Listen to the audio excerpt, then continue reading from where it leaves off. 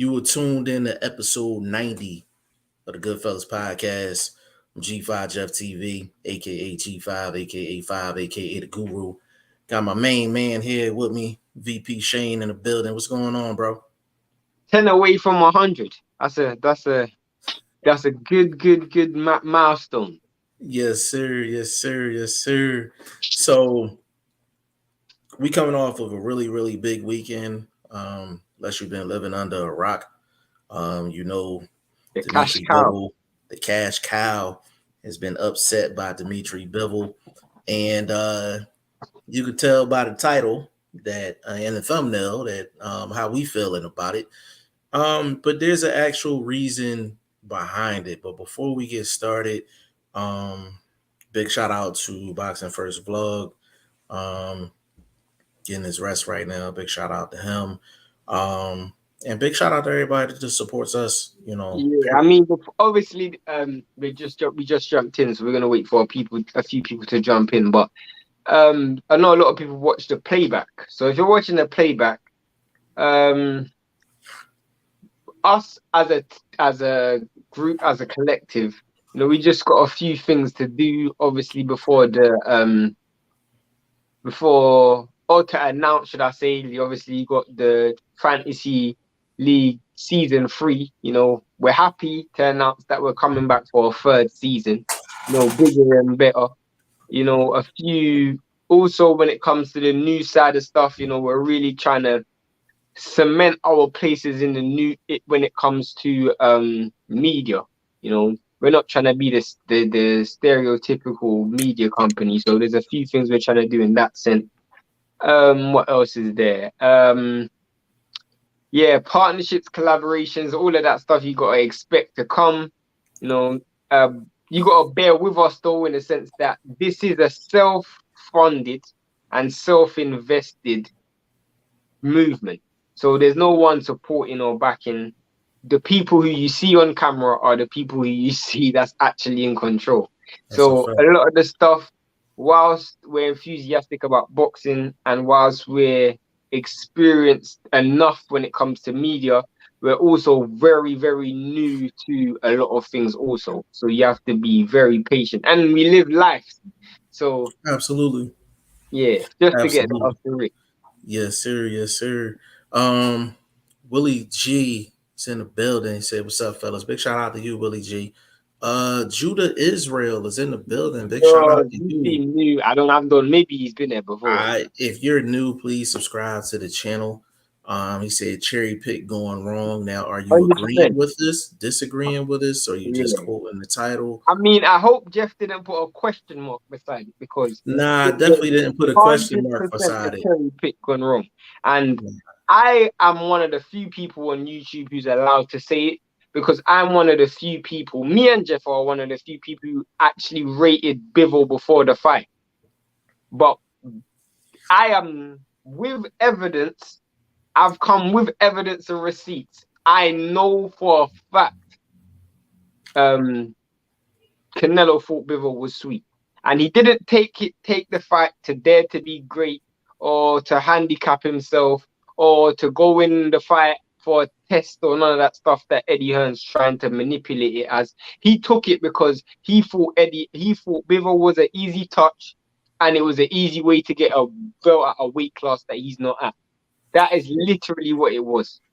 And to follow up on that, we're not happy in saying that.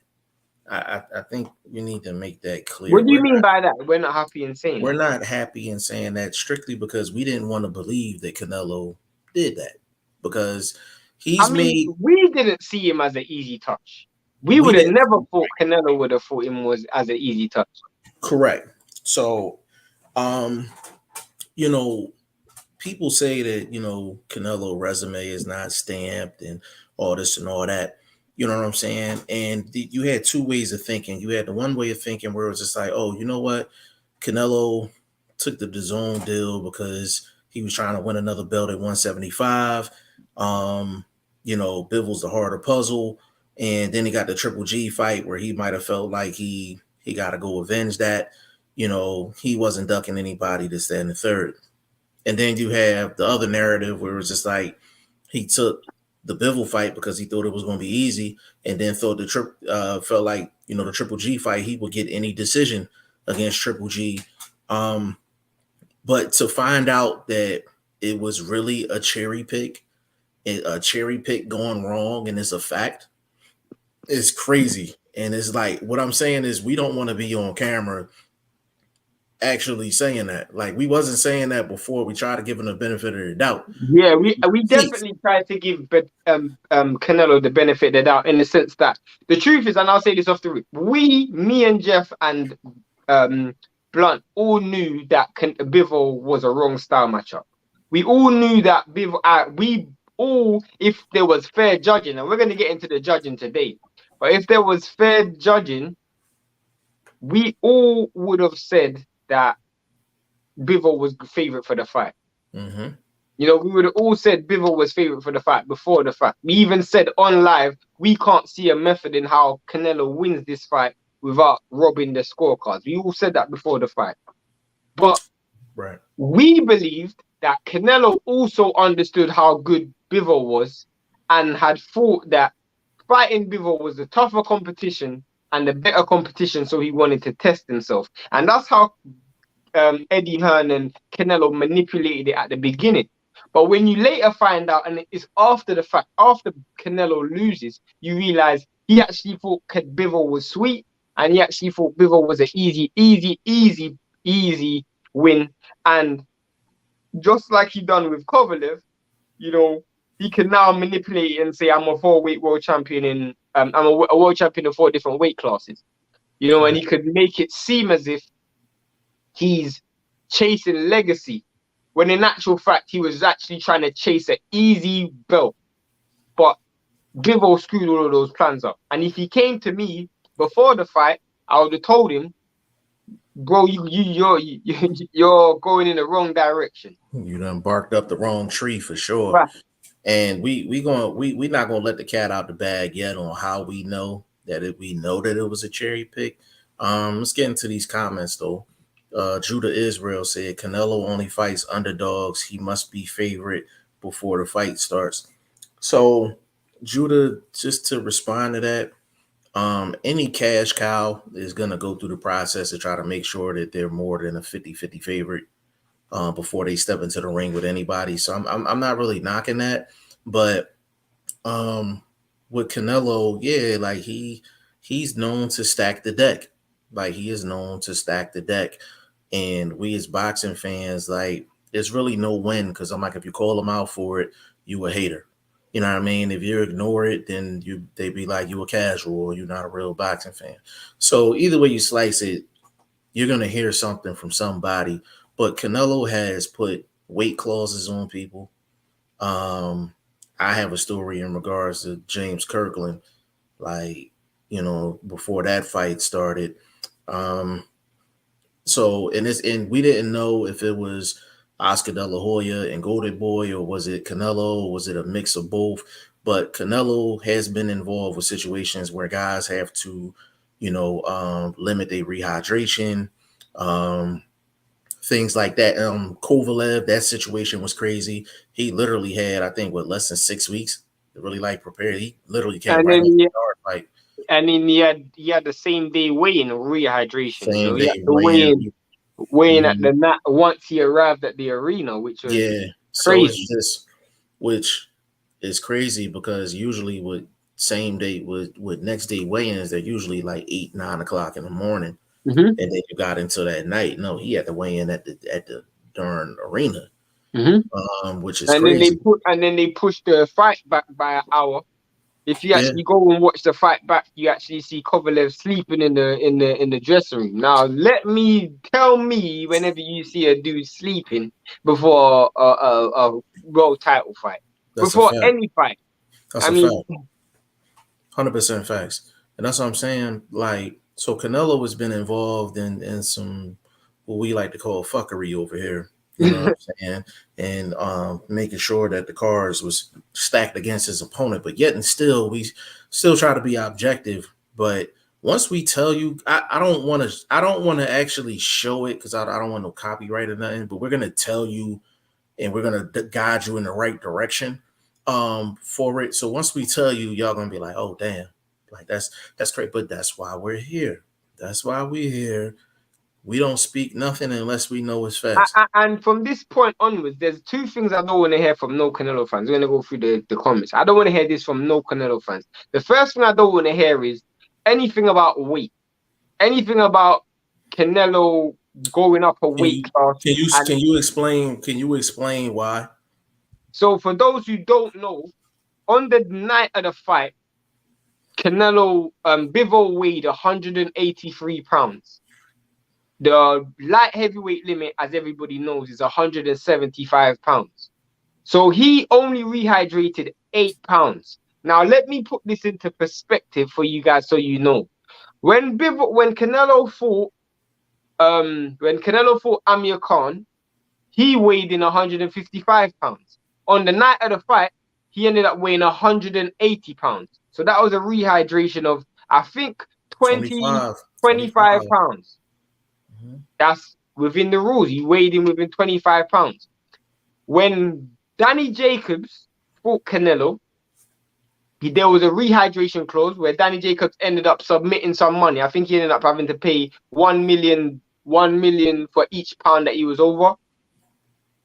He ended up, the rehydration was 10 pounds. So he was only allowed to rehydrate 10 pounds.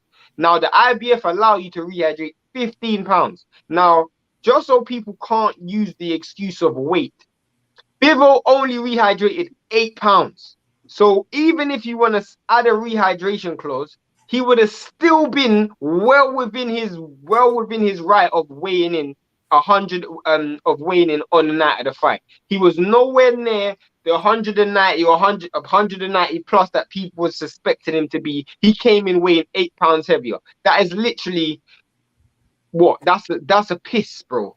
That you take a piss and you're 175. That's what you are. Like and so anybody who brings up the argument of weight, any weight advantage, that's a flawed argument. You can't bring that up. A second and the last thing I don't want to hear anyone talk about is Canelo deserves credit because he dared to be great. This is why I'm gonna get into the nuts and bolts of it, but why he doesn't deserve any credit is because we didn't give Rigondeaux credit when he fought Loma. He lost, but guess what? He moved up 2 weight classes. We didn't give Mikey Garcia credit for fighting Errol Spence. You know, he moved up 2 weight classes. He lost. You know, no one said they were daring to be great when they done none of those things. I can keep going and going of dudes who move up a weight class and they don't get credit for moving up to that weight class. They lose. You know, Carl Frampton, when he moves up and fought Jamel Herring, another one. You know, when Tank Davis moved up to fight Barrios, nobody is saying that they're daring to be great when other people move up weight classes. It's just when Canelo moves up weight classes, he's daring to be great. You know, that why is it one rule for one and one rule for other? You lost, so did Mikey lose. Mikey lost as well. Nobody said, oh, well, let's give Mikey credit because he went up and fought the best at 147. Nobody said that. We said it was a dumb move. Nobody said that. He was getting ridiculed for his performance. And rightly so. Just like Canelo should have been ridiculed for his performance. And I'll tell you one of the main reasons why Canelo should be ridiculed for his performance. Could you imagine this, bro? This dude was 4 rounds up before the fight even started. And I say he was 4 rounds up before the fight even started because he got those 4 rounds. He didn't earn those 4 rounds. He was given those 4 rounds. So to me, I'm inclined to believe he was given those 4 rounds before the fight started. So let's say that. Could you imagine, Jeff, me and you play Madden and you're up after halftime and I still come back and beat you? Do you know how embarrassing that is, bro? For you to be up so high, you have to worry about nothing because the judges are already in your pocket and you still lose. I have to give him no credit whatsoever. If this dude went out and fought a fair fight and had a good performance, I would have given him credit that all fighters get when they go into the ring. But at the end of the day, Eddie Hearn's talking about handicap, or he had to handicap himself in terms of pounds. Well, the biggest handicap was Bivol. Bivol ended up taking a fight, being 4 rounds down, and still won. Yeah. It's just to add on to that. It's crazy when you actually think about it, because if you look at Bivol, and this is just me responding to what you said, Bivol's rehydration weight is actually lower than the average rehydration weight of a 168-pound fighter. Exactly. A 168-pound fighter is coming into a fight anywhere between 185 and 190 plus, coming into a fight. So the fact that Bivol was 183, he weighed less than what a 168 pounder would have weighed. So I'll put it into more context. If he would have fought Benavidez at 168, Benavidez would have weighed more than Bivol. If he would have fought Charlo at 168, Charlo's a big dude. He might have rehydrated the more than what Bivol weighed, or around the same. And then I'm not even going to really mention Spence, but those two mainly, because they were basically in that PBC contract.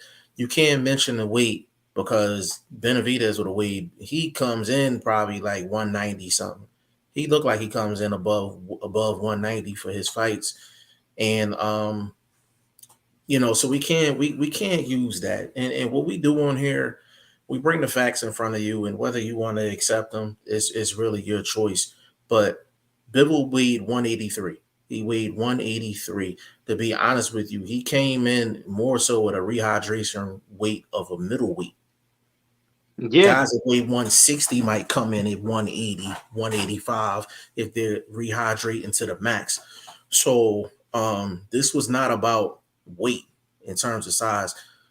Second thing is with Bivol. Let me get this out the way as well.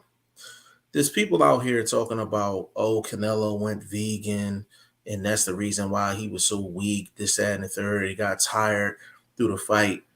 Let's be clear. He's been vegan for over 4 years, Shane? I heard he was vegan. I heard he was vegan for 4 years, or 3 to 4 years. Been vegan for 3 to 4 years. He was vegan for the Danny Jacobs fight.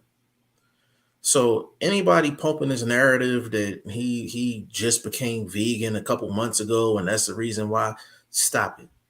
Stop it. Like VP Shane and G5 is telling you, stop it. I mean, I think people are looking at it like he's vegan because he didn't have no Mexican beef. I think that's what they meant, bro.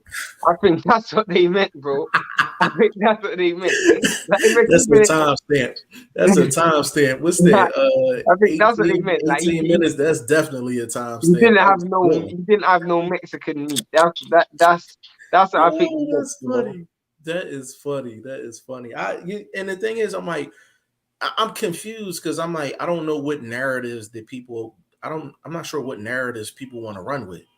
Like, do you want to run with the whole weight thing? And this goes with, and credit the vlog, credit the Blunt, because he said, yo, they got the built-in excuses already there. To be honest with you, I was just like, well, the built-in excuses got to go for everybody. But as it played out, Canelo got the vegan excuse, he got the weight excuse, and then he has the daring to be great excuse. And then like, all three of them are false. And then he has these blind people who actually thought this dude won the fight. I mean, what on earth are we talking about right now? Like, what are we talking about? Let me get to the judges real quick. 115, 113 from all three judges is a travesty. That's not even the biggest travesty, though. The biggest travesty, and Shane and I talked about this off camera, is the fact that all three of them had identical scorecards. These are not identical scorecards. And what we mean by that, for the people that don't know, is that every single round, all three judges scored it exactly the same. The who won the round and what was the points.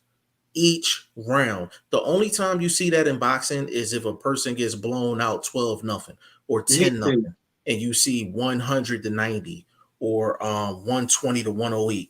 Those are only times you see people's cars identical. You do not see a competitive fight and all three judges have the same exact scorecard. So Never. when we get on camera and be like Canelo's up 3-4 rounds before the fight start, we mean that shit.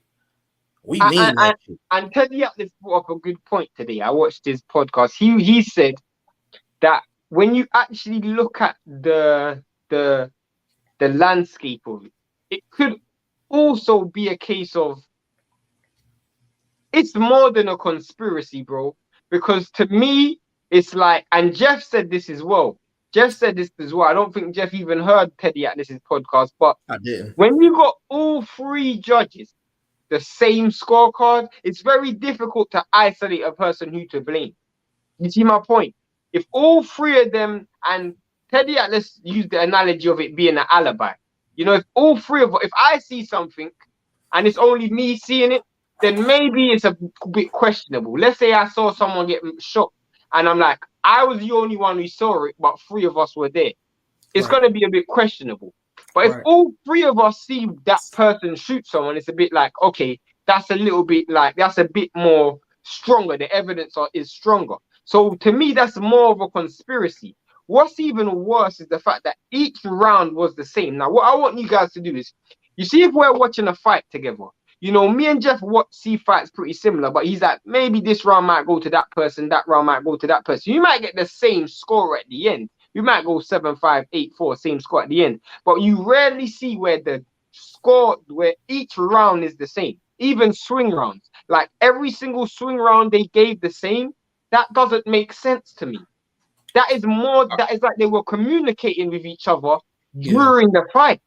And it's crazy. We talked about that off camera, and that's what I said to Shane. And I didn't even know Teddy Atlas said the same exact thing, which is crazy. And it just to bring more context to that before we get in the comments, I've known Shane for years. Shane is like a little brother to me, but we brothers in this boxing thing, and we think alike. Everybody tell us we think alike. There has not been one time we've scored a fight and we scored it exactly the same round by round. And this is a blowout. And we think similar. We talk every day. So that's let alone three judges that probably don't know each other like that, and they're sitting on the opposite sides of the ring. So for that to happen, but people aren't talking about that. People aren't talking about that. So it's crazy. Like, it's crazy. Let me get in the comments real quick. Go on. Let me get in here real quick. Willie G said they thought it was the easier route, but actual boxing fans knew Bivol was the harder route. That's a fact. That's a fact. Well, I disagree with that. I disagree with that because actual boxing fans were saying, some real boxing pundits and boxing channels who supposedly report on boxing news every day were saying that he is taking the easier route. And these are supposed to be people who are legitimate boxing pundits. Hey, Willie G, we're going to replace the actual with the knowledgeable. They thought it was the easier route, but knowledgeable boxing fans knew Bivol was the harder route. Judah Israel said, that's right, King. Burt Wood in the building. Big shout out to Burt Wood. Said, G5 question. Fury versus White. Did Fury jab allow the uppercut without White seeing the punch? On replay, looked like White leaned his head downward, coming forward after Fury's jab. I know what you're talking about. The reason why I would kind of disagree with that is because he doesn't shoot the jab. To me, it's like two separate incidents. So he throws the jab, and then Dillian Whyte does something, then he throws the uppercut. I don't think it was like you know when you throw a jab to set a shot up on the end. Yeah, I don't think it was one of those scenarios. You know, I don't think it was. Yeah, I didn't think it was a jab to set up the uppercut.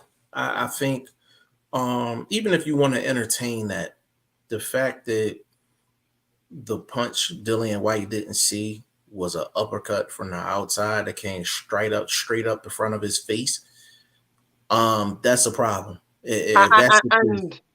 And the reason why I sorry to cut you off, Jeff, but the Oh, reason you got why it, bro. I agree with what Jeff's saying is, if you look at it, he doesn't throw the whole point of that whole entire exchange was to keep distance. So he throws the jab, Dylan White keeps walking forward. He throws the uppercut and he pushes Dylan White away to keep that distance. The reason why I don't think the jab and the uppercut have anything to do with each other is because if he really wanted to keep distance, you don't keep distance with the uppercut. You see my point? You don't really try to keep distance with the uppercut. You rarely see people use an uppercut as a deterrent. You see people use the straight right hand or the jab to as a Right. deterrent, not an uppercut. So if you look at it, that whole entire exchange was literally to keep that distance and keep Dylan White at a certain range. You know, at that point, he's probably thinking Dylan White's going to take a step back, not a step forward. Yeah. It's the fact that Dylan White took the step forward right into the uppercut, why he ended up landing it. But he, at that time, you're probably thinking Dylan White's going to take a step back because Tyson Fury's sizing him up with the left hand. So you would automatically think, well, you can't get close because a shot's going to come off the back of it. So you're going to take a step back. And Tyson Fury even pushes himself away just to get the extra space. You know, so I don't think it goes hand in hand. Yeah, I agree. When you really look at it, I look at the uppercut as a single shot. Like one didn't have to do with the other. Like the jab didn't have anything to do with Dillian White's vision because the jab, it didn't even reach him all the way. It didn't reach him all the way. And sometimes, Burtwood, you can throw a jab to keep a person's eyes occupied. Kind of like what Wilder done to Ortiz. Right. So if I'm throwing a jab here, I want your eyes coming down. If I'm throwing a jab up top, I want your eyes here. But you're setting up something to land something else in another area. So he's throwing a jab like this, right? And it was a probing jab. It was just one probing jab, but he just decided to throw an uppercut. Like it really didn't have anything to do with the jab. It's just Dillian White walked right into the shot, which is the concerning part. If you are a top 5 heavyweight that's been in the game for as long as Dillian White, and you're walking in, that's his kryptonite, the uppercut. His kryptonite is the uppercut. He still has not figured out how to defend the uppercut effectively. Whenever he's gotten into trouble in fights, more than likely it's the uppercut. He walked right into it. If I had to train a fighter to fight Dillian White, I'm like, get the uppercut home. Get it home. He's gonna let you get it. Get it home on him. So, but Burtwood, that's an excellent question, though. Excellent question. He said, G5 Kentucky Derby 80-1, long shot. Rich Strike wins. If someone bet $100, how much would you win? 8,000. 8,000, right? Yeah. Pink Furry God is in the building. Say hi, friend. I hope you're doing wonderful today, and Shane too. Big shout out to you. Boxing Learner in the building. Big shout out to Boxing Learner. He said Reynoso thought Canelo could beat Bivol. Boxing Learner, stick around because we're gonna let the cat out of the bag in about 2 minutes. We're gonna let the cat out of the bag in about 2 minutes. Everybody here, we're gonna tell you the real reason why Canelo fought Bivol. The real reason. Don't listen to anything Eddie Hearn said it because Eddie Hearn already made a mistake. He should have never said what he said. We're going to tell everyone the real reason. Don't listen to none of this chasing greatness, none of that. We're going to tell you the real reason with evidence for why he took the Bivol fight. We're going to tell you the real reason. Facts. Pink Furry Goddess, Canelo Alvarez should have just fought Demetrius Andrade or Jamal Charlo instead of choosing to fight Bivol. So let me get into that. So Demetrius Andrade, if Demetrius Andrade fights Canelo at 168 pounds, advantage Canelo. And we love Andrade. Advantage Canelo. If Jamal Charlo fought Canelo at 168, advantage Canelo. You are in, and it's not that Canelo is leaps and bounds ahead of Andrade or Charlo. Shane and I are very consistent. When a guy is jumping up in weight classes, for him to have to fight the top guy at that next weight class, and that is your first time fighting in that weight class, and you got to get acclimated to the weight, and you have to get acclimated to the top fighter at that weight class, it's a recipe for losing. Facts. It's a recipe for I mean, losing. That's why. let's look at the greatest fighters right now. Usyk, when he moved up, he didn't fight AJ straight away.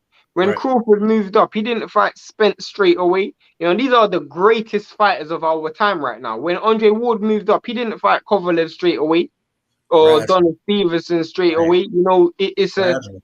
it's a gradual thing. It's a gradual thing, and I'm not saying that they can't win. That's not the recipe to win. You understand what I'm saying? It's not the recipe to win. You know what I mean? But Pinkford girls, Goddess, I hear what you're saying. Like it would have been the easier, right? Both of those fights are better style matchups than Bivol. Bivol was always the worst style for him. That was the Bivol was worst fight for him to always take. the worst style. Even with Benavidez is so dynamic offensively. We've never seen how he acts when somebody's actually throwing stuff back at him. And the reason why Benavidez is a question mark is because Benavidez is still at 168. You know, Canelo's not moving up a weight class to fight Benavidez. You know, I thought with Benavidez, you know, with his style, I thought he has a style that can beat Canelo. I've always thought that. I've always thought he has a style to beat Canelo, but I've always said Bivol and Beterbiev, and I think Jeff even made a bet. I think he bet someone. Jeff made a bet that Canelo does not beat Bivol or Beterbiev. I think you bet someone saying, Right. I think you bet someone in the live. You said he doesn't beat Bivol or Beterbiev. Or Beterbiev. Right. That person ain't gonna come back. Nah, they definitely not gonna come back. They definitely not gonna come back for sure, man. Big shout out to my guy Tree James, man. Shout out to you. He said, check your text and let me know, G. What's up, Shane? I got you, bro. Yeah. You know what? Let me add this, and this is something that you said earlier, and I didn't really comment on it. Just to add on, Bivol was 183, right? On the night of the fight. On the night of the fight. For all the Canelo people that want to mention weight, Canelo weighed more than Bivol that night. Canelo weighed more than Bivol that night. So for the people that want to say that Bivol weighed 15, 20 pounds more, no, Canelo actually weighed more than Bivol that night. And I'm going by, I don't even have an exact number. I just know that Canelo's rehydration is anywhere between 15 to 22 pounds based off of prior history. So he probably weighed more than Bivol. This is why we say you may weigh more than somebody, but your actual physical body mass and what you actually fight at is two completely different things. And I think that's where me and Blunt was going back and forth. Like, just because you weigh more than a person doesn't mean you're physically bigger or you're physically stronger than that person. Exactly. But for the people that want to say that Canelo was the smaller dude in there, he probably actually weighed more. It's like when Terence Crawford fought Jeff Horn. Jeff Horn rehydrated so much heavier than Terence Crawford. Terence Crawford was still the stronger man in the ring. Right. You know, you could physically see that. And what you also have to understand is it's not about, to me, if you look at how Bivol fights like, and this is the funniest thing. A lot, my brother asked me, who do I think wins between Beterbiev and Bivol? And I say, my opinions about Beterbiev and Bivol is exactly the same as it was before. Canelo done nothing to me. I don't even think, like, I looked at that fight and I could close my eyes. And if people didn't tell me it was Canelo, I would have thought Bivol was just making a normal title defense. I didn't look at that and see a great fighter. I saw a basic fighter. Bivol had a harder time with you know who. We're gonna get to that. Hold on. L Dub, the plug in the building, said, "What's good?" L Dub, actually stick around for a second. Shane about to drop this news real quick on you, and we ain't gonna be in here long today, man. We just want to drop this bomb and get up out of here. You know what I'm saying? Big shout out to L Dub, the plug. Burt Wood, Tim Bradley said Fury jab distraction before the uppercut. That's not true. The reason why I say Timothy Bradley has to understand, like, and for one, Timothy Bradley, I mean, I respect him to a certain degree, but it doesn't mean he knows everything about boxing. If the jab distracted him, what you would have seen was Dillian Whyte would have done something in response to counter the jab and then got caught with a shot. Dillian Whyte done nothing in response to the jab. It was like the jab done nothing to him. If it had a distraction, is you're focused on something and then a stimulus happens that takes your attention. That's the distraction, and all of a sudden you get hit with something else while you're distracted. That did not happen. Dylan White did not. His attention didn't go from one thing to then the jab. The jab was there, and then he continued to walk forward into an uppercut, which was just so stupid. I mean, the jab didn't have anything to do with the uppercut. I'm not gonna put that comment up there, Shane. I'm gonna let you. Somebody trying to steal the thunder. So boxing learners. Yeah. Conrad Boxing said, "What's going on?" Conrad Boxing, big shout out to you. Stay in the building as well. I'm about to drop it. So basically, without further ado, Shane is gonna drop this news. Go ahead, bro. Eddie Hearn, he shouldn't have said this. I don't know why he said it. So he's basically been manipulating the people, making people think Canelo's chasing greatness. You know, he moved up to chase greatness, and he wanted to test himself against better competition and tough competition. But in actual fact, in an interview he basically said the reason why Canelo took this fight was because of the performance that Bivol had against Craig Richards.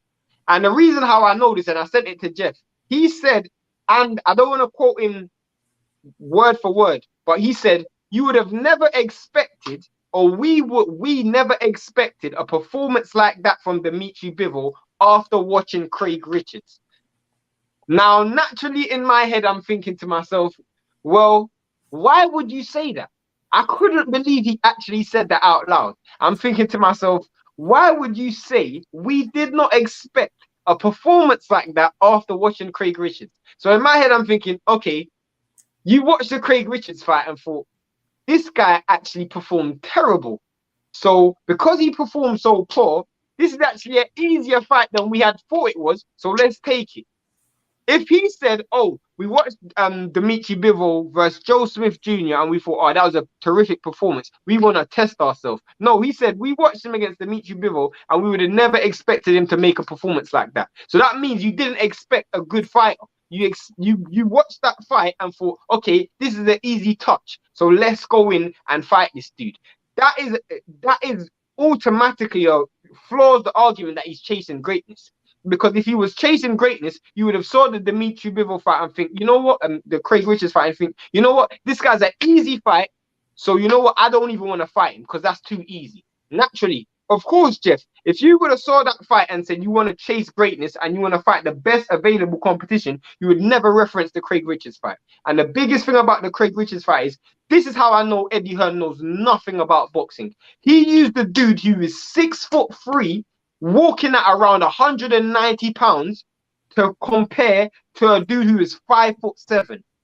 Craig Richards has longer arms than Bivol. He is taller than Bivol. He's got more reach. He's physically stronger and physically bigger than Bivol.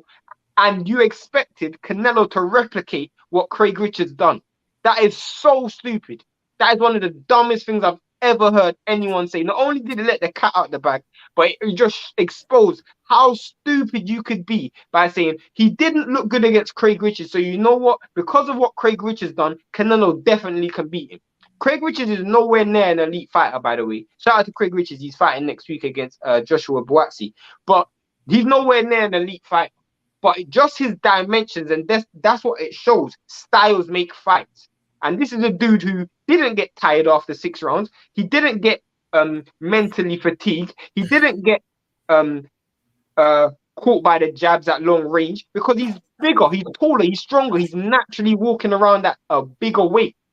It's just embarrassing, bro. To add on to that, anyone that wants to actually see it, you follow us on social media. Send us a DM. We'll send it to you. We'll definitely send it to you. Just to add on to that, Eddie Hearn is terrible, and I love Eddie Hearn's energy, but just he needs somebody guiding him. Like he moves like a boxing fan and not a knowledgeable one. The thing about it, which makes it even worse, is that the fact that Canelo and Reynoso actually trusted this dude.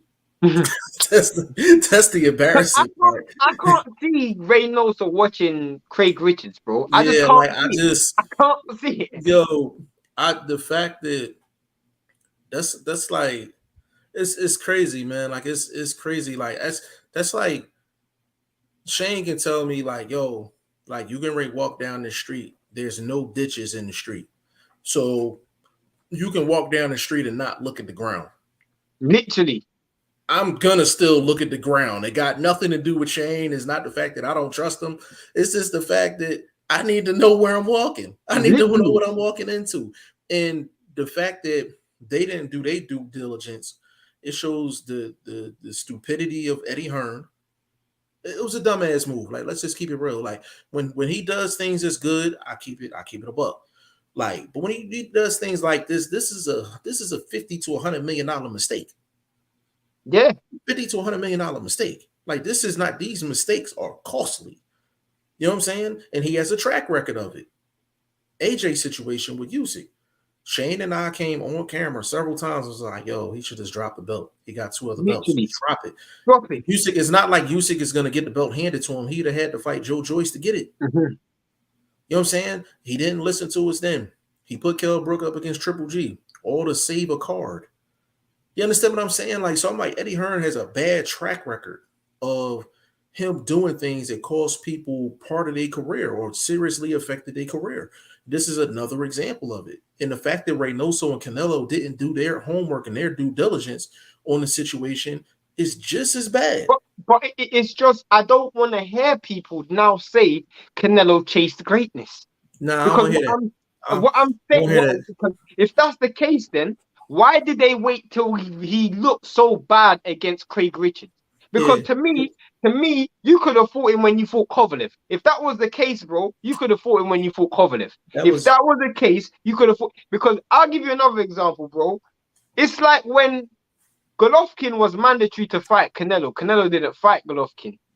He waited until Danny Jacobs fought him. All of a sudden, you fight him. It's like when you first moved up to 168, you saw all the 4 champions there. You didn't fight Callum Smith straight away. You waited until he looked real bad against John Ryder. Okay, then I'm gonna fight him. You saw Bivol fight Craig Richards in what was Bivol's toughest fight up to this day. And Bivol still won it comfortably, but it was his toughest fight up to this day. You think, I'm better than Craig Richards, so I'm going to go and fight Bivol, and it should be an easy night's work. That's what he's done. And if Benavidez has a tough night against David Lemieux, guess what? He's going to go in there and fight Benavidez. Because that's what he does. He's waiting. Name me one fighter who Canelo's fought after they've had an impressive win. Name me one fighter Canelo's. But even Danny Jacobs, bro. Some people thought he could have lost to Derevianchenko. I can't even say impressive, because I was going to say maybe Lara, but he didn't even have any like significant wins. He only fought him because he ran up on him in the press conference. Mm-hmm. You know what I'm saying? So that's a good point. Boxing Learner said, Craig Richards, I know you try to steal our thunder, but I'm glad I got control of the comment section, Boxing Learner. But good stuff. Andre Southgate says, salute all here listening. Appreciate you, bro. What's up to you? Conrad, Andre, Conrad. Conrad said, didn't Team Bivol also say that the Richards fight helped them secure Canelo? I just said that. Yeah. Let me reiterate this one. And I said this to Shane off camera earlier today. For a boxer that is completely dominant, like wiping everybody out, the only way they're going to get a big fight is unless they show some type of vulnerability. And to show you how dominant Bivol has been, that Craig Richard fight was what, 9-3? Yeah, 10-4. 8-4, 9-3. 8-4, 9-3. And that was the most vulnerability that was shown in Bivol's career, which makes it even more crazy. And that was after a year and a half layoff. And that was a year and a half after COVID. Yeah. So it's just a dumbass move is a dumbass move. And Eddie Hearn, that was a dumbass move, like, period. Comrade Boxing, I am still kicking my ass. Wanted to put 200 on Bivol, but the betting websites are shut down here, and I was too lazy to use a VPN. Conrad, listen, we got you covered. Trust me, we got you covered. But you know what? Though? We went in with the judges. I wouldn't have put 200 up. With those odds, if Jeff Nieder was fair judges, he would have put $1,000. Easy. Bro, I'd have put He would have 1,000 put on a grand. Easy. I'd have Knowing put Jeff, 1,000 if on he it. thought there was going to be fair judges with a 5-1, because me and Jeff thought Bivol was going to win. We just didn't think he was going to get it on the He was gonna card. get a decision. Yeah, if we thought it was fair judges, I probably put a couple thousand on it. I probably put at least 2,000. At least 2,000 on it. Burt Wood, Shane, this is Timothy Bradley. Meet me, Burt. Find wings for rounds. P.S. Bring Flog with you. I don't get that. Hold on, Shane. This is Tim Bradley. Meet me, Burt. Oh, meet me, Burt. Fine.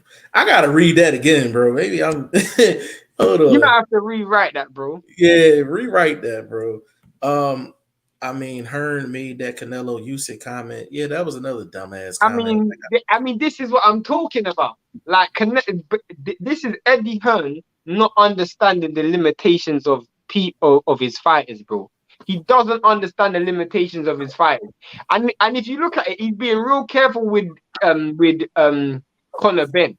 But let's keep it all the way 100. I mean, those Usyk comments were just ridiculous. Ridiculous. Talking about Makabu and all of that stuff. You look, Bivol dealt with him so easily. Easily. Yeah. Definitely. Jose Vasquez in the building said, my boy, what's going on with you, player? He said, I'd rather watch your show than most of the podcasts.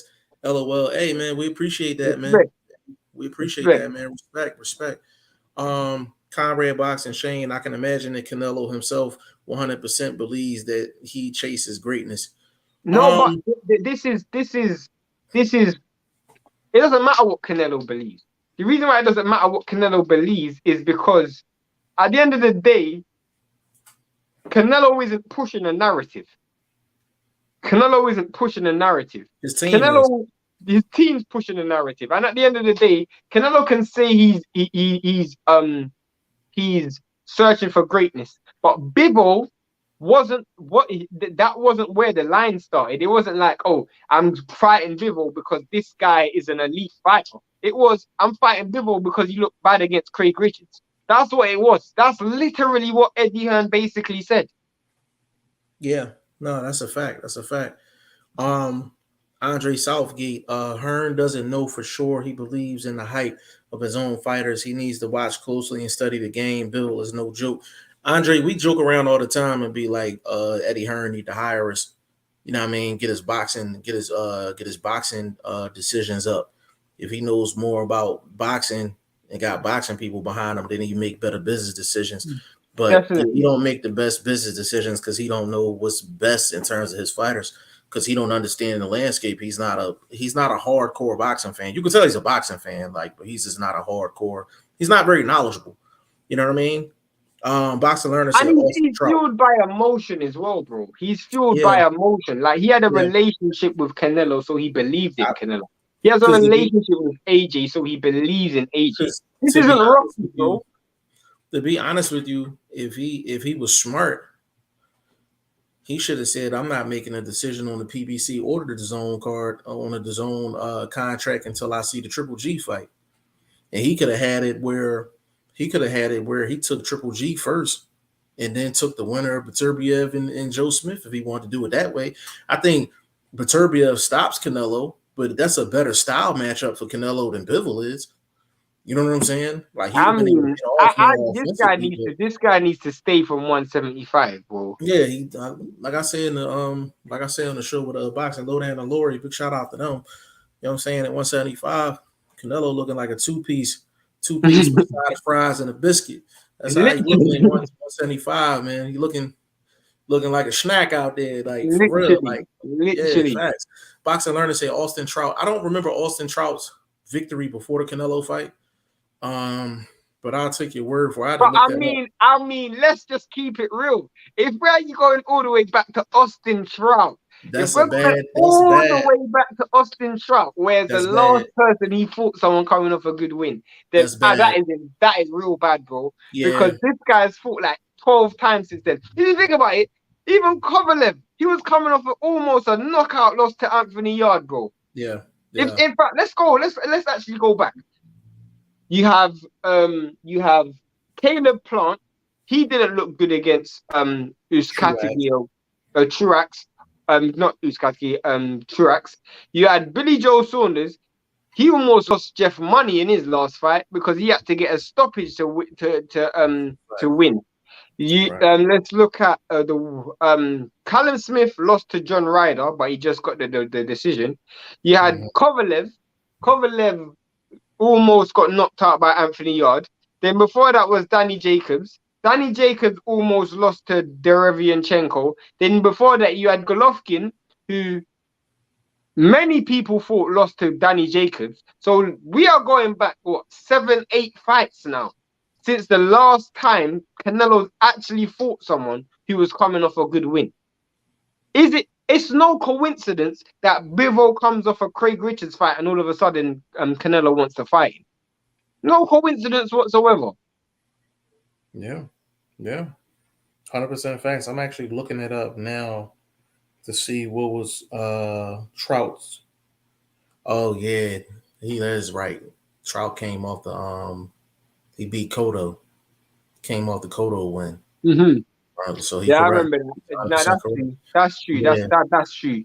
And to be fair, you know what? I give Canelo credit for his run at 154 because he had a nice run. He had a nice run at 154. Fought everyone at 154. Yeah, he had a nice run at 154. There was nobody he actually avoided Charlo and Andrade, but he actually fought a lot of dudes at 154. It's not since he became this megastar, this face of boxing, did he actually start to become this media hungry and media trained. Yeah. Andre said, yeah, I agree. Triple G would have been a better first pick for sure. Me personally, Conrad Boxing, do you think the Hearn Canelo love relationship is over after Hearn stated that Canelo lost? No, and I'm gonna tell you why. Because if Canelo and Reynoso was dumb enough to not fact check Eddie Hearn before the deal happened, they're not gonna do it now. You would know whether that's the case, because to me, Eddie Hearn, I don't think Eddie Hearn wants Canelo to take the rematch neither. Nah, and that's the thing. Like, and Canelo might want to take it. The reason I say I don't think Eddie Hearn wants him to take the rematch is because the Zone have put so much money and invested so much money into Canelo versus Golovkin. Yeah, like that's the fight they want. So I think that's the fight that's going down next, and they can twist that and be I don't think the Zone's gonna put the money up for the Bivol rematch. To be honest, yeah, they're not gonna put the money up, and then number two, they're gonna still throw a heavy bag at him for the Golovkin fight because now they have to justify the Golovkin signing. They only signed Triple G to get the third Canelo fight. Like, that's it. Right. And they're the only ones that have a fascination with it. Nobody in the boxing public has a fascination with that fight. It's just them. So and to really cap it off, and people don't realize this. When it comes down to Eddie Hearn, that's actually Bivol's promoter. That's Bivol's promoter. So if I win a debate against a boxing debate against somebody and Shane not happy for me, I'm gonna feel some type of way about that. Right. If I win a boxing argument and Vlog's not happy for me, I'm gonna feel some type of way about that. Imagine your promoter is not happy, completely happy because you got the biggest win of your career. Like, let that sink in for a second. But this is another reason why we said Eddie Hearn needs the both of us. He makes dumbass decisions. And the reason why a lot of his fighters are in the position that they're in is because he makes dumbass decisions. I mean, let's look at it all the way around. Who is the Eddie Hearn's biggest stars? He signed, he's got AJ, he's coming off a loss. He's got Canelo, he's coming off a loss. He's got Dylan White, he's coming off a loss. You've got Mikey Garcia, he's coming off a loss. His top 4 or 5 guys is coming off of He's losses. coming off a loss. And to be honest with you, I know Warrington just won, but the fight before that, he was coming off of a He was loss. coming off a loss. Kid Galahad, he's coming off a loss. I mean, this is looking embarrassing. I mean, let's look at the other another thing. He just lost Devin Haney to poor promotional skills. I mean, the fact that he lost Devin Haney and Kambosos. I don't care what anyone says. I know people say he never promoted Kambosos. This dude put up the money for Kambosos' last 2 fights, and he didn't get no options on him. Are you insane, bro? That doesn't make any sense. He was the reason why Kambosos became mandatory, because he won the bid before him versus Lee Selby. Didn't put no options on him, despite the fact that Lee Selby was his fighter and Kambosos beat Lee Selby. He did not put options on him. Okay, he had a second chance. He won the bid for Teofimo Lopez versus Kambosos. Didn't put no options on Kambosos again, despite the fact that Kambosos only was in the fight because of Eddie Hearn put the money up. Didn't put no options on him. Now Devin Haney's over there at Top Rank. How dumb can you be? How dumb can you be? Right. And you don't put it in to make it in the easy terms. A promoter is not going to give a fighter opportunity on multiple opportunities on a network if they're not working on getting options on them down the road. So he basically gave him, listen, if you come into my house for dinner, I'm gonna charge you at the door. You're not gonna come in my house eating all crazy and I'm just gonna let you leave for free. Like, nah, like it don't work like that. You know what I'm saying? But that's another reason why we say, hey, Eddie Hearn, we need for you to, holler at your boys and we get you right. Know what happens with Reynoso? Huh? What happens with Reynoso? Because Reynoso's coming. He's gonna stay exactly where he at. He's gonna stay exactly where he at. But he's not that dude that everybody think he is in terms of end game. His end game adjustments is trash truck juice. It wasn't a good look. Nah. Boxing Learner Plant won every round against Truex. Here's the point though. Boxing Learner, he should have stopped Truex. That's the point. There's no way Truex should have won a full 12 against Caleb Plant. Like if you actually watch that fight, he won 12-0, but that was paint dry 12-0. He didn't turn up on Caleb Truex. It's different. Listen, it's different. Every win doesn't have the same context. Every 12-0 fight don't have the same context. You know what I'm saying? Conrad Boxing, you mentioned AJ, but isn't he staying with Sky for the Usyk rematch at least? Yeah, that's what I've heard. But he's still matching. Yeah, he's signed a lifetime different matching. Yeah, he's still matchroom. I mean, who the hell signs a lifetime deal with a promotional company? That is insane. Bro, he gonna be in the nursing home with a cane and still gotta fight for matchroom in the cafeteria or something. Like, literally, I mean, personally, I'm just literally thinking about the things that Eddie Hearn's done and the mistakes this guy's done, and I'm just thinking to myself, how dumb can you be? Right. Facts. Like, it's crazy. Absolutely crazy, man. But that's what we're here for. Like, we're here to bring you what's actually going on versus what you're being told. So like, it's Eddie Hearn. Like, we're not gonna keep y'all too much longer, but like, Shane, in your opinion, like, if you're running Canelo's career, you and Eddie Hearn's spot, what do you do next with Canelo? I mean, regardless, no matter what you do, you have to make sure Canelo doesn't lose his next fight. You have to make sure Canelo doesn't lose his next fight, because people are looking at Canelo like a snack right now. Could you imagine if he loses another fight? But this is the thing, Canelo also has been humbled within himself. He would have gone in every fight with a certain level of confidence. He got beat comprehensively. He's never been humbled like that since Floyd.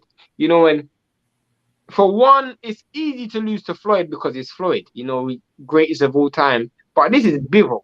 He's supposed to be an ordinary fighter. So Canelo's humbled to a certain degree. We don't know how this affects him mentally in terms of his confidence. We've seen fighters like Deontay Wilder, Roy Jones Jr., Mike Tyson, Prince Nassim, You know, when they lose, you know, it's like they no longer recognize the man that's looking at them in the mirror. You know, Right. so Canelo's got to do a lot of soul searching. You know, he's got to do a lot of soul searching. And shout out to 78 Sports. He brought up a real good point, which was when Floyd beat Canelo, it was like nobody could replicate that. You know, that was a style of fight where, you know, it was Floyd being Floyd, and he's an elite fighter, and only the top 0.01% could even try to do anything close to that. Whereas Right. what Bivol done was so basic. You know, Bivol beat Canelo with fundamentals. You know, and a lot of people went into the fight with Canelo with so much respect for Canelo. You know, they just gave up ground. They just gave him, you know, they gave away rounds just of the fact that it's Canelo. After seeing Canelo so human, you know, in so many people's eyes, so many people now see it's possible to beat this dude. So it's like a lot of people are going to be going into those fights with Canelo, and they're going to have an invested confidence. You know, so for one, matchmaking is very important. Personally, I'd try to put Canelo in there with a Gennady Golovkin, someone like that who's going to build up his confidence. And I don't think Gennady Golovkin can beat Canelo at 168. You know, especially if Canelo's mentally prepared. After that, you know, you got to really think about who you put Canelo in there with. You know, this whole chasing greatness fighting, Usyk, McCarthy, and all of that, you need to be careful. You know, because what you can't afford is Canelo losing another fight, especially to a nobody. You know. Yeah, I agree. Um, Edgar Hernandez, big shout out to you, family. I don't know if you knew, but if you knew, definitely subscribe to the channel. He said, "Why don't you complain when Charlo decided to fight Selecki instead of Jaime Munguia? Now that's cherry picking." I mean, So let me. hold on, real quick, Shane. I don't know if you're new, but just to let you know, bro, we are EOS over here, equal opportunity smoke. So I repeat, equal opportunity smoke. you definitely don't. You definitely are new, because the amount of smoke we've given Charlo, bro. I don't think We gave him hella bro. smoke. Bro, you need a smoke detector, We because didn't he's gave giving him a. Charlo all the smoke, bro. Because I when Charlo ducked Benavides, and that was a real duck, that was a real we duck. And since I you want to talk Jaime Munguia, when Jaime Munguia ducked Demetrius Andrade, that was another real duck bro, as well. Like, we've bro, been we give um, everybody the smoke. everybody gets So smoke. like when Charlo ducked Munguia, yeah, before. when Munguia ducked Andre, we gave him the smoke. When Canelo ducked Andre, we gave him the smoke. When Charlo was talking crazy about what Benavidez got to do to get the fight, we gave him the smoke. So to answer your question, yeah, we got a problem with him fighting Selecki. Nobody wants him fighting Selecki. Do I want to call it a cherry pick or do I want to call it ducking? Absolutely. Absolutely. Charlo's at a point in his career, he can point and say, I want that guy. And for the people that's I, like, oh, Al Heyman, you know, he don't allow that. No, he listens to his big dog fighters. And Charlo, in a certain degree, I've always said Charlo doesn't even deserve the Canelo fight. I've said it. I just wouldn't mind seeing it, but I've said Right. I don't. I would prefer if Canelo didn't fight Charlo. I Yeah. would now So say Canelo should fight Benavidez. Now, to yeah. address the cherry pick comment, you missed the early part of this live, so I'm going to say the reason why I'm saying Canelo had a cherry pick was according to Eddie Hearn, and this is not me saying it. This is his promoter. The reason why they took the Canelo versus Bivol fight, or they made the Canelo versus Bivol fight, was this is Eddie Hearn's words. They watched the Craig Richards fight, and they did not think Dimitri Bivol could produce a performance like he did. That's why they took the fight. Because they saw how bad, if you want to use the word bad, Bivol looked against Craig Richards, and they thought, you know what? After watching Craig Richards, Canelo could actually beat this dude. That's what Eddie Hearn said. I didn't say it. Eddie Hearn said that. So I'm just telling you, that's how it goes, bro. Facts. Conrad said Canelo looked old, also had that feeling in the plant fight. Yeah, he didn't look 100%. He said, I'm not even sure he beats Nah, Triple he G at beats the Triple moment. G. Yeah, he beats Triple G. We're going a bit too extreme now. He beats Triple G. He beats Triple. I hope he beats Triple G anyway, because if he's gone backwards that much, bro. Edgar says, how can Jaime duck a champ? He has to be given a contract when he didn't get it, you do realize Andrade chose Liam Williams over him. So I'll give you a little bit of insight if you don't know.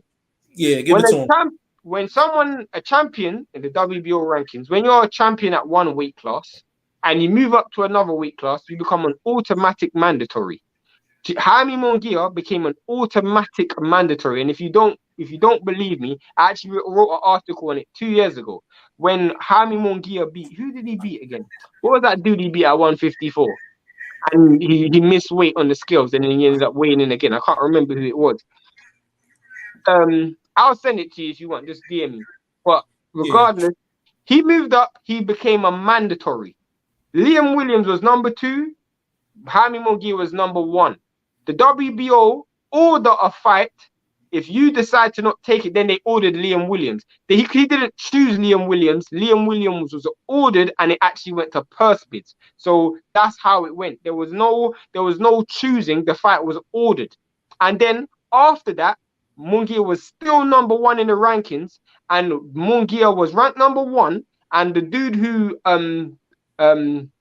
Andrade was ordered to fight after that, who Andrade ended up relinquishing his title because of, I don't know his name, but he was the one who ended up getting ordered to fight because Jaime Munguia himself said that he would rather fight in a fight for another governing body or in another governing body. And then if you don't believe that, this is furthermore proof, and I sent it to Jeff, and I'll send it to you as well. He says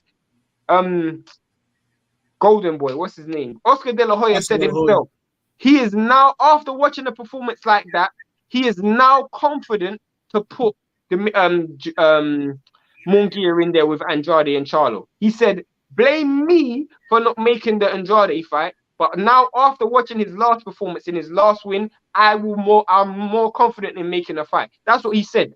So that is a clear duck. Now, I'm not saying it was Jaime Munguia. It could be Oscar De La Hoya. It could have been just Oscar De La Hoya, but that is a fact. Everything I've said is a fact.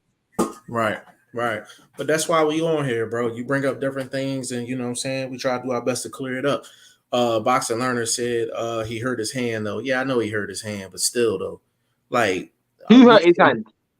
Plant against Truax, but we've seen him have performances like that without his hand hurt. Yeah, I know. Who's the last dude this dude stopped? Yeah, Triple G didn't look great either. I think Canelo beats him this time. Yeah, Canelo beats Triple G, bro. Canelo beats Triple G. I think Canelo beats Triple G too, and I'm one of the ones that said Canelo lost both fights. I think Canelo won the second one still. I won't lie to you. Yeah. Manny Pacquiao lost bid to Philippine presidency. Manny be back. Oh, fair enough. Canelo should retire, in my opinion. He has 60 plus fights and been pro since he was 15. I think the only way I want to see Canelo retire is if Canelo loses his next fight. If he loses another fight, then yeah, 100%. Canelo versus John Ryder, I do not want to see that fight. No more European tours for me. Thank you very much. Edgar Hernandez says, also reason why Canelo didn't fight Andrade is because fans wanted him to fight up Triple G. So Canelo chose okay. So after he beat Triple G, he then fought Danny Jacobs. So he beat Triple G to get the WBC and WBA belt. Danny Jacobs had the IBF that he won off Derevianchenko. He beat Danny Jacobs, so that means he had 3. Guess who had the last one?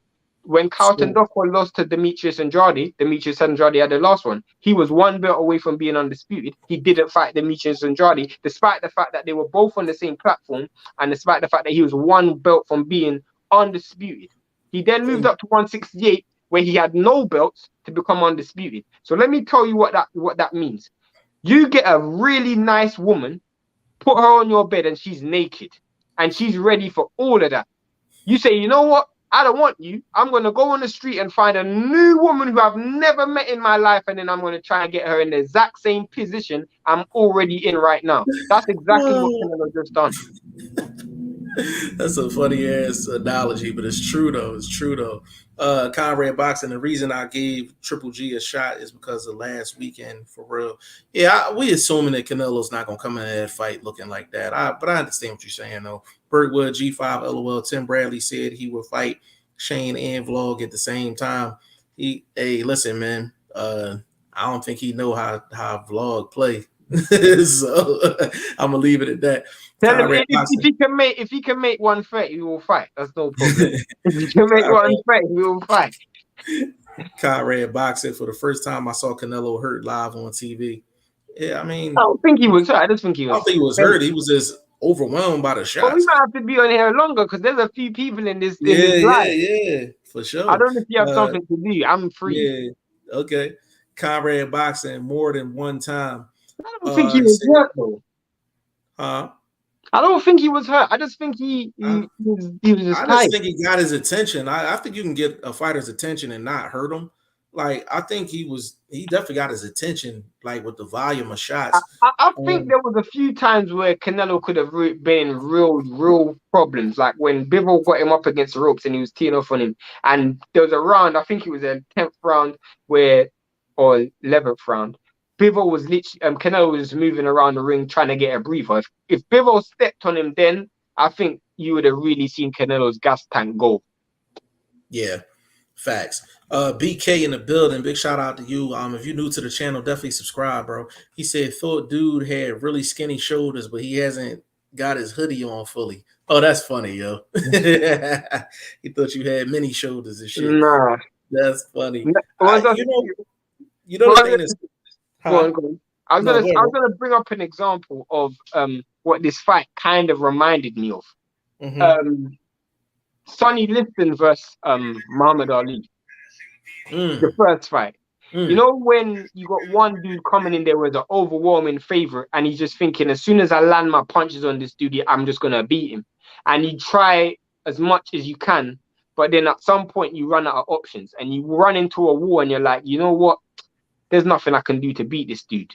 That happened to Canelo. The only difference is Sonny Liston retired in his corner and Canelo continued, which I give Canelo credit for continuing.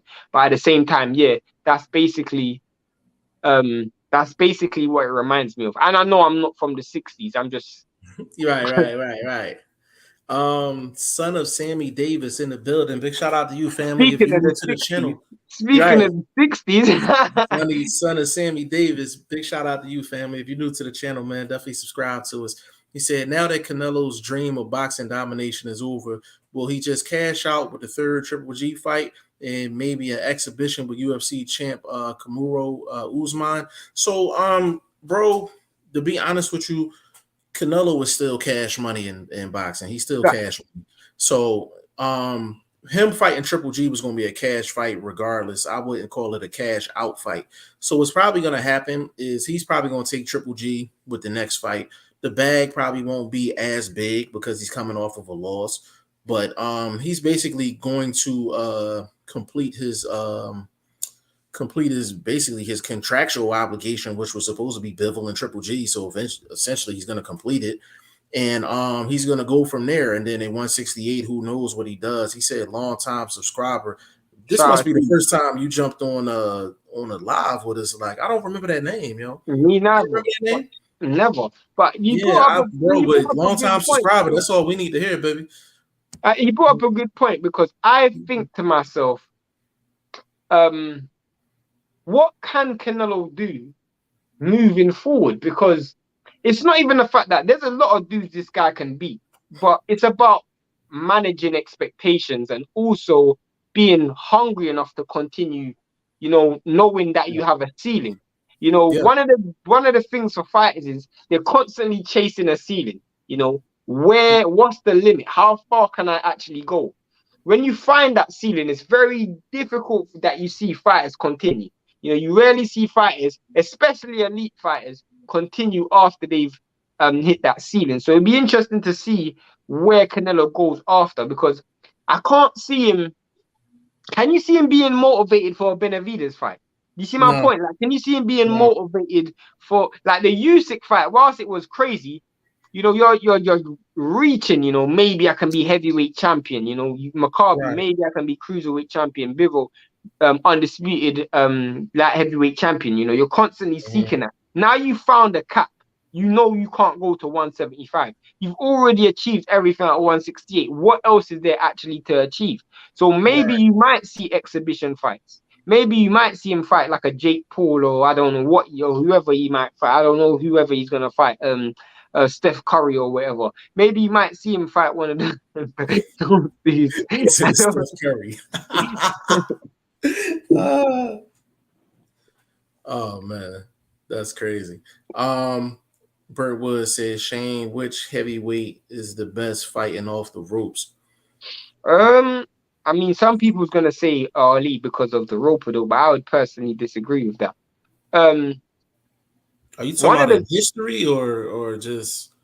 I guess we can answer it both ways. I mean, one of the people who I have to give credit for, I actually have to give him credit, and is actually Tyson Fury. Tyson Fury is really good fighting off the ropes. He's really good fighting off the ropes. Especially because of his dimensions, he's so tall, he's so big, he can get right back on the ropes, and people can't really reach him. I would say probably Larry Holmes. Larry Holmes fought good off the ropes. To be honest with you, you didn't see it that much, but Evander Holyfield fought good off the ropes. That's a tough question. History-wise, that's kind of a tough question. Son of Sammy Davis says Steph Curry laughing my ass off. Yeah, that was a good one. Shane actually on fire today. Burt Wood said right now. No, I would say Fury. You barely see Usyk back on the ropes. Yeah, I would say Fury. I mean, who fights off the ropes? I mean, Derek Chisora survives off the ropes. He survives off the ropes. That's not fighting good off the ropes. He survives off the ropes. Who fights off the ropes? I mean, it's never really a good thing to fight off the ropes, is it? So, Guzzle Pink in the building. Big shout out to you, family. If you're new, please subscribe. He said, "Yo, Curry is dangerous. He can hit from the outside all day." I mean, to be fair, let's keep it real. Funny. He's got the footwork, the foot, and he can hit from the outside. And that is both of those are Canelo's. Oh, that's funny. Yeah, that's his flaws, man. That's his flaws.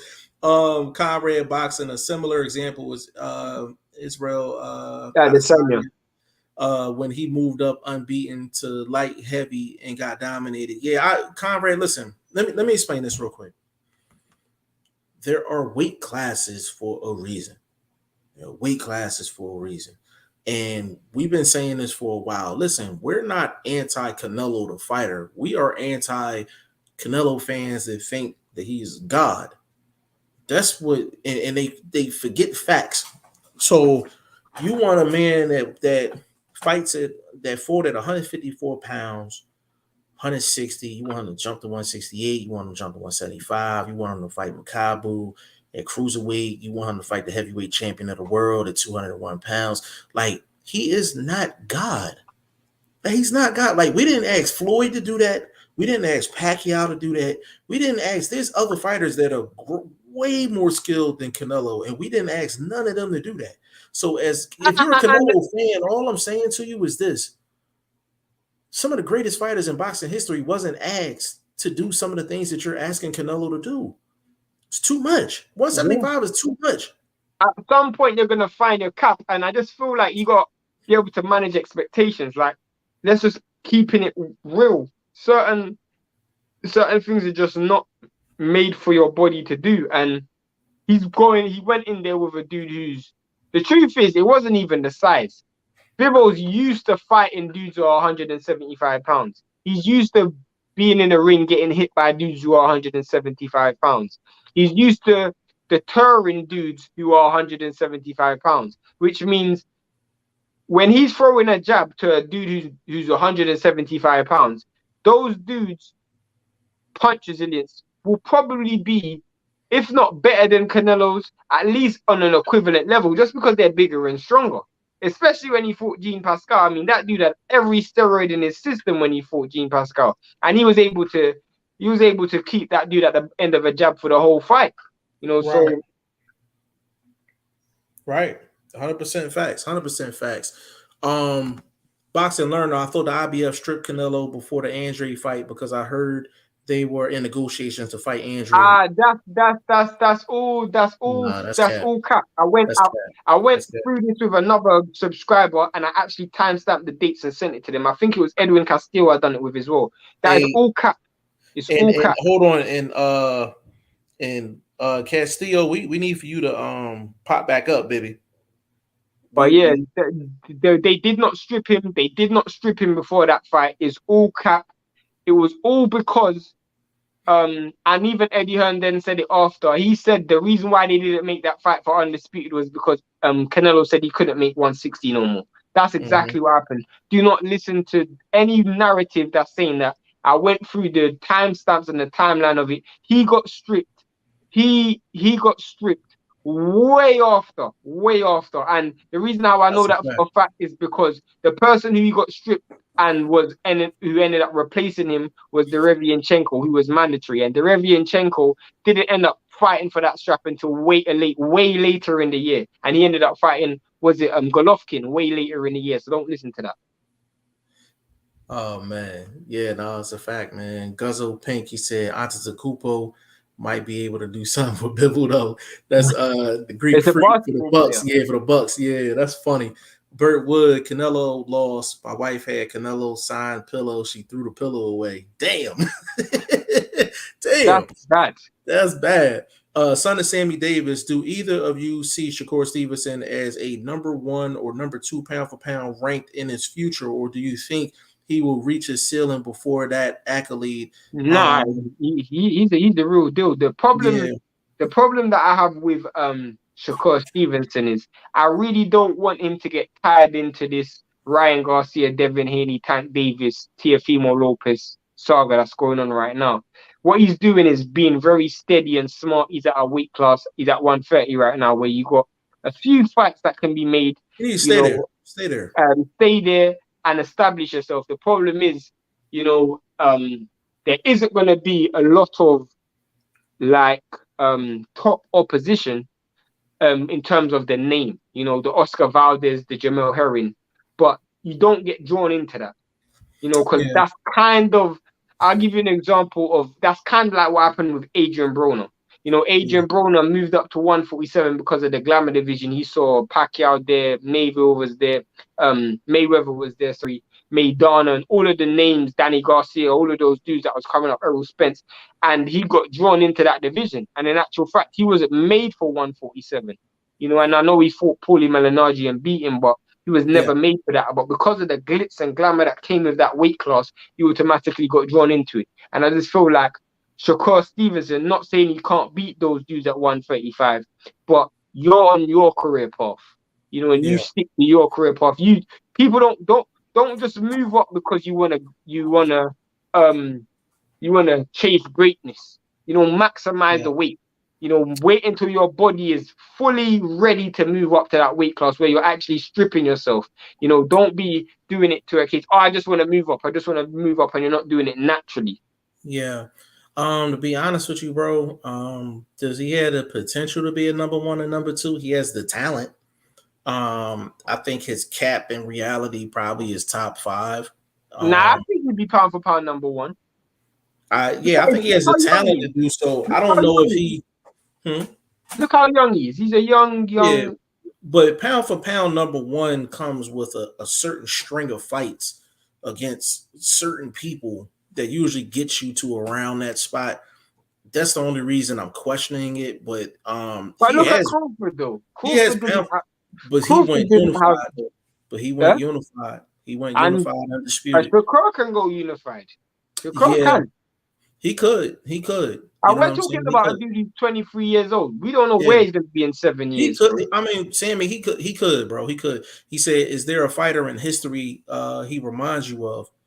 Um, you know what? To be honest with you, he remind. And I'm not just saying this because I know him, but it's two people. Number one, and it's a southpaw version. It's a southpaw version. Like he reminds me of like a Meldrick Taylor, like with a twist. Turns all offensive. I didn't expect that name.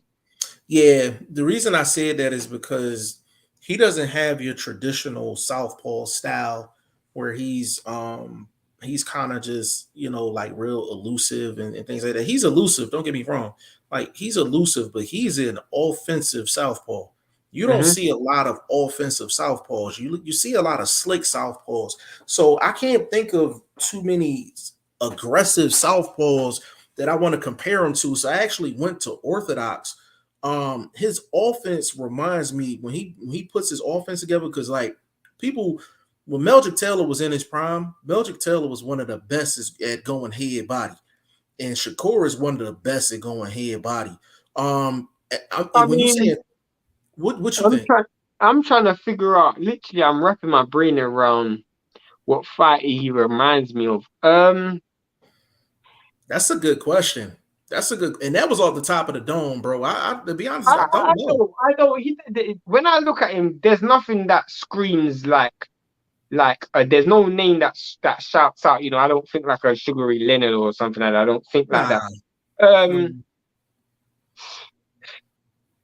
I mean, if I'm being honest, and I'm being, and not just fighting style, but his braggadocious behavior, I would actually say Crawford. Like his attitude. You can clearly see that he's got that Terence Crawford attitude. Not in Yeah, terms of fighting style, you don't fight like Crawford, but right. you can tell he's been around Crawford for a long period of time. Like he's got that attitude where he will look at you, smile, walk you down, and walk you down, hands down by his side, and he's willing to get rough and tough in there. He's got the boxing skills as well. Like he's like, you know what? I'll beat you at your style, and I'll beat you at my style. That's a Crawford thing. You see my Yeah. point? Yeah, to be honest with you, Sammy, there's not one person in history that Shakur, I say, yo, he fights like that. Yeah, But yeah. it's kind of like, how Shane just said he reminds him of Crawford in terms of the attitude and the mentality. And then he reminds me in terms of offensively, the way he goes head body reminds me of a Meldrick Taylor. It reminds me of even a Ivan Robinson. Like Ivan Robinson was one of the better offensive fighters you would find during that time. And if you don't believe me, go watch his fight with Arturo Gatti. He was It's very like skilled offensively. when if you ask me about boots, I'd be able to say someone. I'd be able to say, "Ah, Right. cool." I got when I see this guy, I think of a Roy Jones Jr. Like I think of an Right. elite. But with Shakur, it's one of those ones where, yeah, his style is a He got little a bit, style of his own. He got a yeah. style of his own, man. Like it's just like he does everything well to the point that where you can't point him specifically at somebody. Like so his body work is great. He moves enough, but he don't be moving all crazy. Like he's not afraid of the action. His jab is good. His transition from offense to defense is amazing, and his judging of distance is amazing. So I can't think of anybody just specifically where I look at him and I'm like, he reminds me of this person. That's a great question though. Burt Wood, G5, should I put $100 on Rolly versus Tank? Rolly the KO Tank. Oh, Bro, yo, I put it to you like this, bro. bet me that. You can Bet me take that. that Bet same me that. $100 and you can super chat that to us. I don't want you. I'd rather you waste your money spending it on something you support than some goddamn Rolly. So the answer is no. But if you're burning, Rolly, Rolly's gonna get if you really smoked. want to burn $100, Cash App is $100, Rolly's gonna get smoked, bro. bro. Rolly You is can gonna get listen. You can smoked. Cash App us $100. We'll flip that for you. We can flip it for you. Conrad Boxing. I can't see any weaknesses in No, Shakur. yeah, I can see weaknesses in Yeah, Shakur. he has I he can see has. weaknesses in Shakur. Mainly mental weaknesses as well. Mainly Well, mental weaknesses. I I mean physical weak. I'm not even gonna say weaknesses. It's just I haven't seen the proof yet. I guess I'm more comfortable saying that. I want to see him fight somebody when they quicken the pace. Shakur's one of the best at fighting at a methodical. If you fight Shakur at a methodical pace, you're losing. And we used to Literally. say that about guys like B Hop and guys like that. If you fight at their pace, you're losing. I want to see him fighting somebody that's going to quicken the pace and make him play high speed chess. I haven't seen Shakur play high speed I chess see yet. test. And the reason why I say mentally, I see weak. I don't. I see weaknesses in him because I see weaknesses in Crawford mentally, where in a sense that they do things that they don't need to do. Like this is why I love Bivol so much, is because Bivol could win a fight so easy, and he's just gonna do it easy, and he can make it rough and tough. But you know what? Like even when Canelo's like, come on, come on, come on, he's not doing that. Sometimes Shakur gets greedy, and I've seen it numerous times. Like he just gets so greedy where he's over trying to look impressive, and I'm like, bro, sometimes you don't need to do that. Don't get drawn into Well, the crowd or the media attention. Just win the fight easy. Don't. but see, I look at that. I don't even look at that as like. I don't even look at that as really weakness. Like I really look at that, and I think both of them are showmen in a sense. And I do think they go in at But times that and could they're be to kind of your deficit, though. That couldn't. right, It but could it's be not to your a. I downfall. wouldn't consider that a. I wouldn't consider that a weakness. The only time It's that's a something that weakness is someone can take advantage of, though. right, but that's the key. That's the key. They're smart enough to not do it against certain people, which that's why I say it's not a weakness. Like Well, we'll sometimes see if Crawford does it against Spence. Because if he does he's it not against gonna Spence, he's he's gonna not pay. gonna do that against Spence. See, You that's don't the know thing. that. Like You don't know that. You yeah, don't but know that. I based off of how he operates, he comes off as a smart dude. That's part of the reason why he's one of the best. I don't think he's dumb enough to do that. But he I don't didn't think he's fight dumb that enough to do that. smart in some of his fights, bro. Some of the fights he just tried to be, he just tried to be a little bit too confrontational and not just Well, fight that's behind just the well, scenes. that's now I can call that a weakness, like him getting into dog fights. Yeah, Like just getting in. Is that what you was trying to say? yeah, like he gets Okay, too okay. I greedy. can no, I can yeah, like he got a lot of dog in him, so sometimes he show it when he don't have to. No, I can agree with that. I can agree with that. Comrade Boxing, do you think he's ready for Lomachenko? Yeah, I would put Shakur up against Lomachenko. Yeah. I don't know. Yeah, I would put him up against Lomachenko. I don't know. I'm not so confident to say that. I don't know. I skill wise, but I mean like actuality, it's probably not gonna happen because of the weight difference, things like that. Burtwood 135, different beast for Shakur. That's what I'm saying. Like he has to, even though he's at a high right now, we want him to stay at 130. If he can go undisputed at 130, go ahead and do that. I mean, Gradually who else is at up there. 130 right now? You got It Agawa. ain't nobody. Agawa's at 130. He's got the IBF. And then who has I think the. the other one vacant. I think the other belt vacant. Yeah, the other one's vacant. Who had that belt? I think Tank had that belt, right? When he Can't beat get that belt, let it go. Vacant. Leo Santa Cruz. I thought Yeah. I thought Gutierrez had it, but that could be just a regular. No. Yeah, it's vacant. So yeah, man, it's I think Shakur skill wise is ready for a Lomachenko, but would he win that fight? I don't know. But yeah, we're gonna close this one out, man. This was a good one. Hour and a half strong.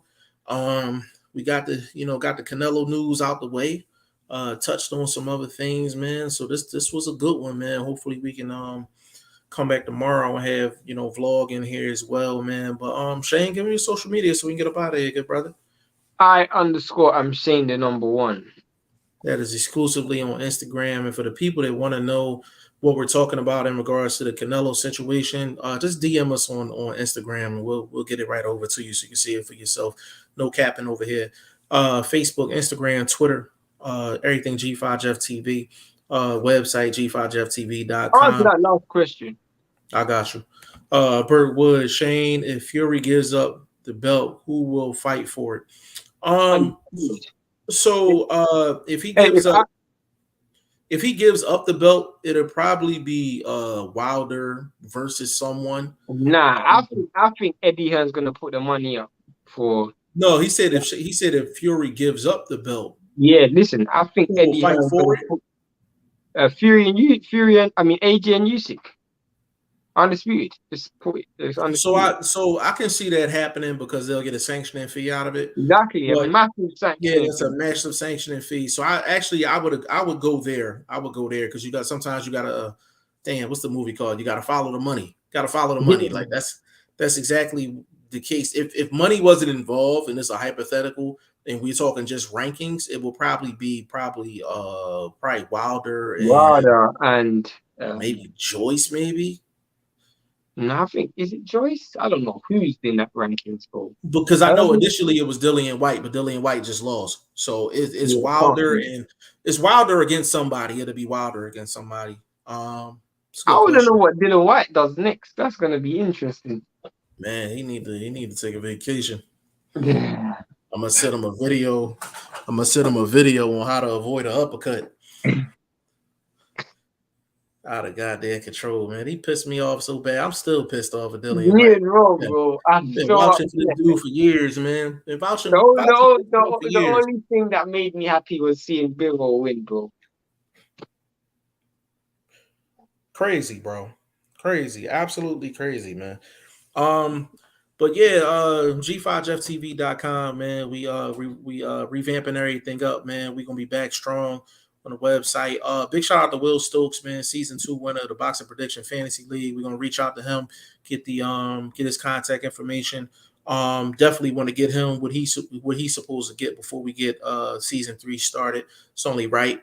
And we're gonna do announcements, we're gonna have promo, we're gonna have all of that for the website, man. So we just want to thank you guys for staying patient with us, being true boxing fans, and just when we jump on, y'all jump right on with us, man. Like no matter what, man, we greatly appreciate it for sure.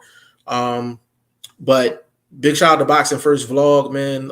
Hopefully he get back with us tomorrow. Probably tomorrow we're probably gonna start covering Jamal Charlo and Castano unless some other news come out. But just to close it out, Eddie Hearn, you did your man a disservice, man. Did your man's a disservice.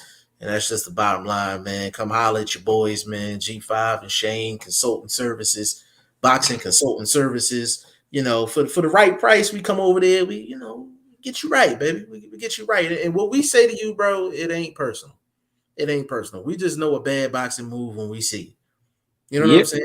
We know a bad And we boxing. ain't saying it after the fact neither. We're not saying it after the fact. Everything's time stamped on this channel. It is what it is. So if you want to get yourself right, you're not making those Canelo versus Bivol errors. You're not making those AJ versus Usyk errors. Come holler at your boys. We're gonna charge you. It's gonna be a 6-figure tag. I'm not going, and that's for both of us. Like Shane get his 6 figures, and I get my own 6 figures too. But the thing is, you give us 6 figures, it's gonna save Yeah, you millions. yeah, it's gonna It's save gonna you save you millions, bro. millions. You understand what I'm saying? So we making this pitch out to Eddie Hearn.